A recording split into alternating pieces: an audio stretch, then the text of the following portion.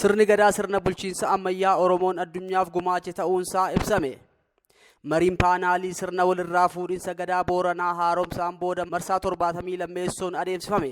Marii paanaalii kana irratti kan argaman itti gaafatamaa waajjira pirezidentii naannoo Oromiyaa Dr. Abdulaziz Daawud akka dubbatanitti uummanni Oromoo uummata osoo qaroomin ammayyaa hin dhufin sirna dimookiraasiitiin bulee addunyaafis gumaacheedha jedhan.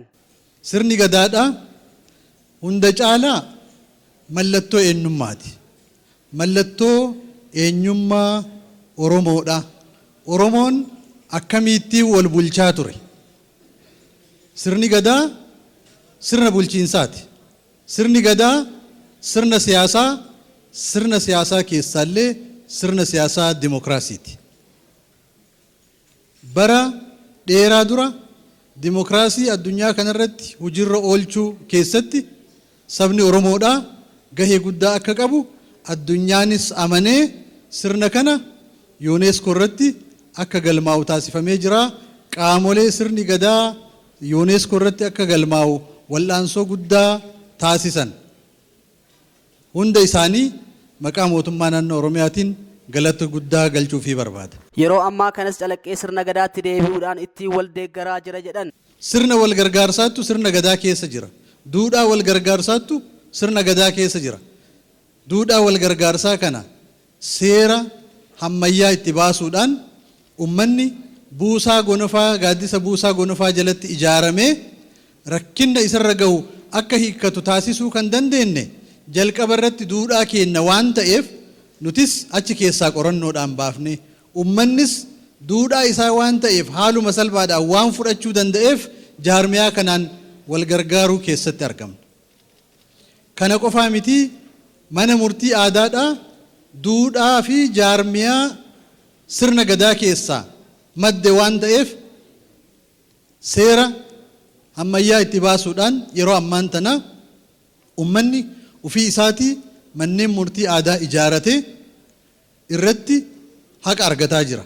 Haqa argachuu bira dabre immoo nageenya waaraa gidduu isaatti buusaa jira. Araara buusaa jira.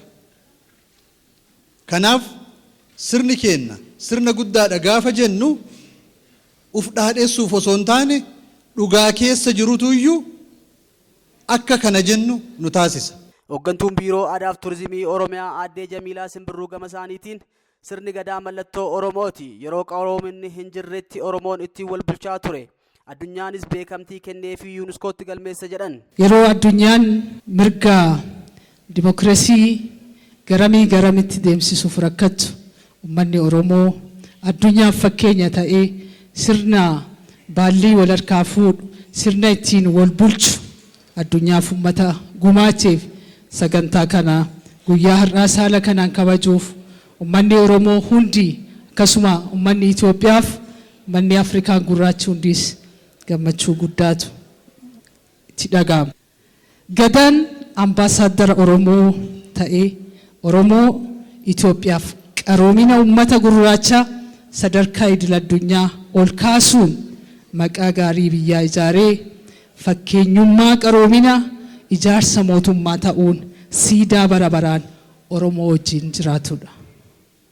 Addunyaanis dilbii kuufama sona sirnichaa hubachuun sirni gadaa bakka bu'aa hambaa kiliyaa dhala namaa ta'ee galme UNESCOtti akka galmaa'u ta'ee jira. Hirmaattonni sagantichaa sirni gadaa sirna dimookiraasii abbootiin asiin gahan dagaagsinee dhalootatti ceesisuu qabna jedhan.